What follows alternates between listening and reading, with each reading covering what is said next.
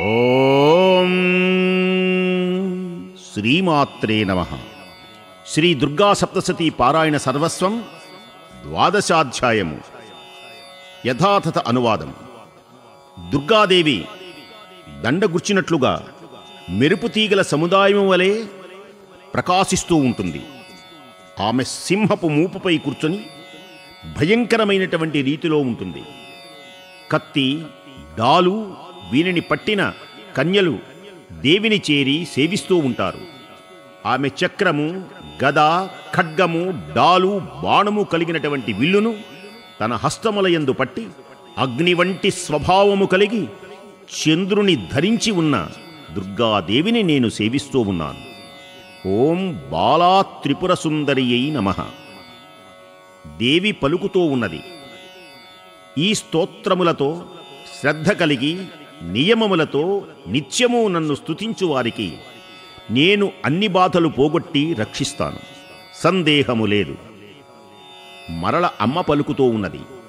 మధుకైటభుల వినాశమును, మహిషాసుర వధను, శుంభ నిశుంభ వధను కీర్తించువారికి అష్టమయందు, చతుర్దశియందు, నవమయందు ఏకాగ్రమైనటువంటి మనస్సు కలిగి మిక్కిలి ఉత్తమమైనటువంటి నా మాహాత్మ్యమును భక్తితో వినువారికి ఎట్టి పాపము కలుగదు. ఎట్టి పాపముల వలన వారికి ఎట్టి ఆపదలు కలుగవు. వారికి దారిద్ర్యము కలగదు. మరియు వారికి ఇష్టమైన వారితో ఎడబాటు కూడా కలగదు. అట్టి వానికి శత్రువుల వలన భయముండదు. దొంగల వలన కానీ, రాజు వలన కానీ ఎట్టి భయము కలగదు. శస్త్రములు, అగ్ని, నీరు వీటి వలన ఎప్పటికీ ఆపద కలగదు. కావున మిక్కిలి శ్రద్ధాభక్తులతో నా ఈ మాహాత్మ్యమును చదవండి మరియు భక్తితో వినండి. ఇట్లు చేయటం శుభములు పొందుటకై శ్రేష్టమైనటువంటి మార్గము ఇదే. మహామారి వలన కలిగేటువంటి అంటువ్యాధులు అన్నిటినీ నశింపచేస్తాను. మరియు దివ్యములకు ఉత్పాతములు, అపూర్వములైన గ్రహ నక్షత్రములు పుట్టుట, అంతరిక్ష ఉత్పాతములు, పిడుగులు మున్నవి పడుట, భౌమ ఉత్పాతములు, చరాచరము గల వస్తువులు కదలుట, భూకంపం ఇలాంటి 3 విధములైనటువంటి ఉత్పాతములు, దివ్య, అంతరిక్ష, భౌమములు వీటి వలన భయము కలుగదు.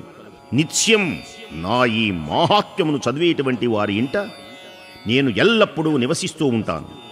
నేను వారిని విడువను, అచటని స్థిరముగా ఉంటాను. బలిని ఇచ్చునప్పుడు, పూజా సమయమున, అగ్నికార్యమున, మహోత్సవ సమయమున నా ఈ చరిత్రను చదవండి, వినండి. ఇట్లు నా చరిత్ర చదవటం వలన, వినటం వలన తెలిసి తెలియక చేసినటువంటి బలి పూజను, అగ్నికార్యమును నేను ప్రేమతో స్వీకరించి అనుగ్రహిస్తాను. ప్రతి సంవత్సరం శరత్కాలమున మహాపూజను చేయునప్పుడు భక్తి శ్రద్ధలు నియమము కలవారై నా ఈ చరిత్రను వినవలెను. అట్టి మానవుడు అన్ని విధములైనటువంటి బాధలు పోగొట్టుకుని ధనమును, ధాన్యమును, పుత్రులను అభివృద్ధి చెందగలడు. ఇది ఎంతయు నా అనుగ్రహమును కలుగును, సందేహము లేదు. నా ఈ మహిమలను, శుభప్రదములైనటువంటి ఆవిర్భావములను, ఆయా యుద్ధములందరి నా పరాక్రమములను వినేటువంటి వాడు నిర్భయముగా జీవింతురు. మరియు వాని శత్రువులు నశించుట జరుగును. కళ్యాణము, శుభము జరుగును. నా ఈ మహిమలను విన్నవారికి వంశము అభివృద్ధి చెంది వంశము ఆనందమును పొందును.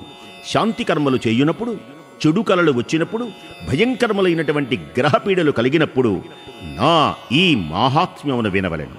అట్లు విన్నచో ఆయా బాధలు నశించును. ఇట్లు చేసినచో దుర్నిమిత్తములు, భయంకరములకు గ్రహపీడలు, దుస్వప్నములు వీని వలన బాధలు నశించును. శుభప్రదములైనటువంటి స్వప్నములు వచ్చును. బాలగ్రహము వలన బాధింపబడేటువంటి బాలబాలికలు నా ఈ మాహాత్మ్యమును వినుట ఉపశాంతిని కలిగించును, స్వస్థతను కలిగించును. మానవుల బంధములు విచ్ఛిన్నములు అగునప్పుడు నా ఈ మహాత్మను విన్నచో, చదువుచో వారి వారి బంధములు స్నేహపూరితములు అగును.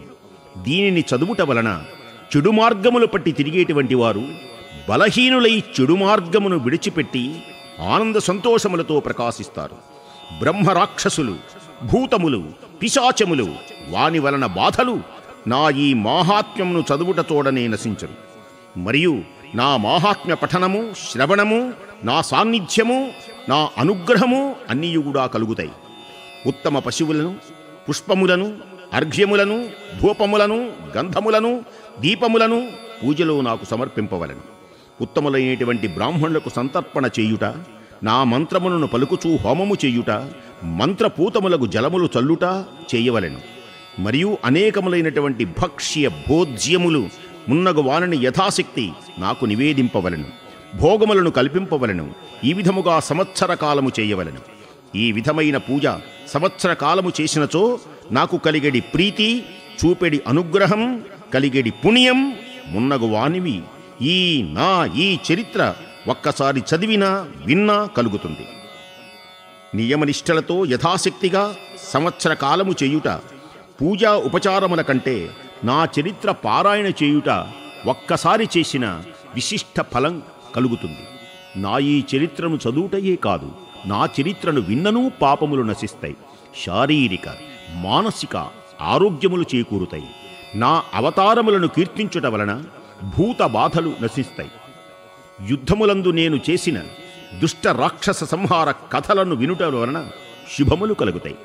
ఆ విధముగా నా విజయగాథలు వినండి, చదవండి. వారికి శత్రుబాధలు ఉండవు, భయమే కలగదు. వారు నిర్భయులై ఉండెదరు. దేవతలారా, మీరు నన్ను స్తుతించండి.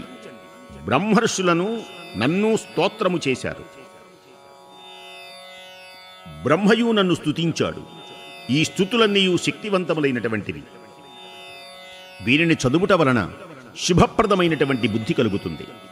అరణ్యమున దావాగ్నిచే చుట్టబడినటువంటి వారు, దొంగలచే చుట్టబడినటువంటి వారు, ఎవరూ లేని చోట ఒంటరిగా నుండి బాధపడేటువంటి వారు, శత్రువుల చేతికి చిక్కినవారు, అడవిలో సింహం, పులి మున్నగు భయంకర జంతువులచే బాధపడేటువంటి వారు, రాజుచే మరణశిక్ష పొందినవారు, బంధనములో ఉన్నవారు, భయంకరులైనటువంటి గాలులతో చిక్కుకున్నవారు, మహాసముద్రమున నావలో నుండి ఆపదలో ఉన్నవారు, భయంకరములైనటువంటి అన్ని బాధలకు లోనైనవారు, మనశ్శరీర వేదనలకు లోనైనవారు, భయంకరమైన యుద్ధమున శత్రువులు ప్రయోగించిన ఆయుధములకు చిక్కి మరణ భయమును పొందేటువంటి వారు, ఇట్టి దీనులు ఎవరైనా నా చరిత్రను స్మరించినంత మాత్రం చేతని అన్ని ఆపదలు తొలగిపోతాయి. నా ప్రభావము వలన సింహము మున్నగు భయంకర జంతువులు, దొంగలు, శత్రువులు నా చరిత్ర స్మరించగానే దూరంగా పారిపోతారు అని దేవి పలికింది. అప్పుడు ఋషి పలుకుతూ ఉన్నాడు. భయంకరమైన శౌర్య పరాక్రమము గల మాన్యులైన చండిక ఈ విధముగా పలికి దేవతలు చూస్తూ ఉండగానే అక్కడనే అంతర్ధానమందింది. దేవతలకు ఎట్టి ఆటంకములు లేనివారై, శత్రుబాధలు లేనివారై, పూర్వము తనకున్న అధికారములు పొంది యథాప్రకారముగా యజ్ఞ హవిస్సులలో భాగములను పొందినటువంటి వారై ఉన్నారు. దేవతలను పీడించిన, జగములు బాధించిన తమ ప్రభువగు శంభుడు దేవితోడి యుద్ధమున మరణించగా మిగిలిన రాక్షసులు మహాపరాక్రమశాలి అయిన నికుంభుడును మరణింపగా పాతాళలోకమునకు వెళ్ళారు. సురథ మహారాజా, భగవతియగు ఆ దేవి నిచ్చురారు. ఓ సురథ మహారాజా, అయినను మరల అవతరించి జగముల పాలన చేయుచున్నది. ఈ ప్రపంచము ఆమె మహిమ వలననే అజ్ఞానము, మోహము పొందుతున్నది. ఈ విశ్వం ఆమె చేతనే సృష్టింపబడింది. అట్టి దేవిని ప్రార్థించినచో, పూజించినచో ఆమె సంతోషము చెంది సమృద్ధిని, విజ్ఞానమును, బ్రహ్మజ్ఞానమును కలిగిస్తుంది. రాజా, ఆమె ఈ సమస్తమైన బ్రహ్మాండమున వ్యాపించి ఉన్నది. మహాకాలము అనబడు కాలము చివరి భాగమున దేవి మహామారీ స్వరూపము కల మహాకాళీ రూపమున మహాప్రళయమున వ్యాపించి ఉండును. ఆ దేవియే ఆయా కాలములయందు, ఆయా రూపములనందు మహామారి అగును. సకాలమున సృష్టి అగును. ఆమెయే కాలము అనుసరించి భూతముల ఉనికిని కలిగించును. కావున దేవి జన్మలేనిది, అజ, అంతయే కాదు సనాతనము ఎల్లప్పుడూ ఉండేటువంటిది. మంచిని కలిగించు కాలమున మానవులకు గృహమున వృద్ధిని ఇచ్చు లక్ష్మి ఆమెయే. చెడును కలిగించు కాలమున వినాశమును కలిగించు అలక్ష్మీ ఆమెయే. ఆమెను స్తుతించినచో, పుష్పములు, ధూపములు, గంధములు మున్నగ వానితో పూజించినచో ఆమె ధనమును, పుత్రులను, శుభప్రదమైనటువంటి బుద్ధిని, ధర్మమార్గ గమనమును అనుగ్రహించును. ఇది మార్కండేయ పురాణమున సావన్నిక మన్వంతరమున దేవీ మాహాత్మ్యమున ఫలశ్రుతి అను ద్వాదశాధ్యాయము యథాతథ అనువాదము సమాప్తము. ఓం నమో దేవ్యై మహాదేవ్యై శివాయై సతతం నమః.